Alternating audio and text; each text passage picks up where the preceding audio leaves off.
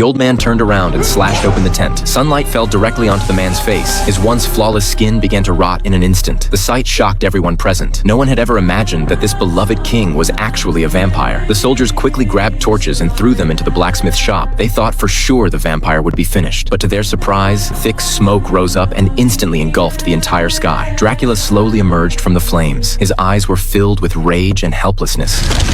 You are alive because of me!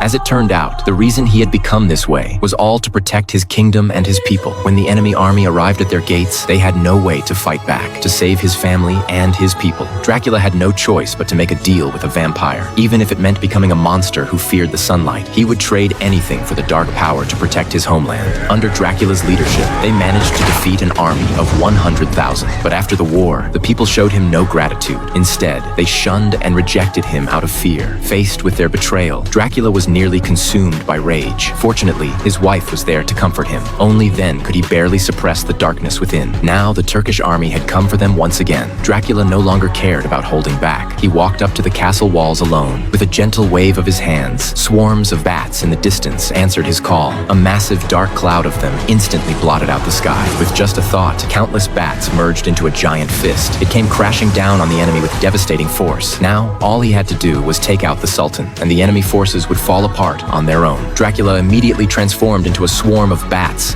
and charged toward the heart of the battlefield. He knocked the Sultan right off his horse, but just as he was about to finish him off, he realized it was only a decoy. Meanwhile, a group of enemy soldiers had quietly infiltrated the monastery. They began slaughtering the defenseless civilians. Only then did Dracula realize he had fallen for a classic diversion tactic. At that very moment, his wife was pushed off a cliff by the enemy. Her life hung by a thread. From afar, Dracula sensed everything. He frantically transformed into a swarm of bats and raced back. But no matter how powerful he was, he couldn't save his wife's life. With her dying breath, his wife begged Dracula to drink her blood. The sun was already beginning to rise, and their son was still in the enemy's hands. There was no time left for hesitation. To save his son, Dracula fought back his grief and sank his teeth into his wife's neck. In that moment, the once kind and merciful king was gone forever. In his place stood a vampire demon with limitless power. The Turkish army had no idea that a terrifying nightmare was about to descend upon them.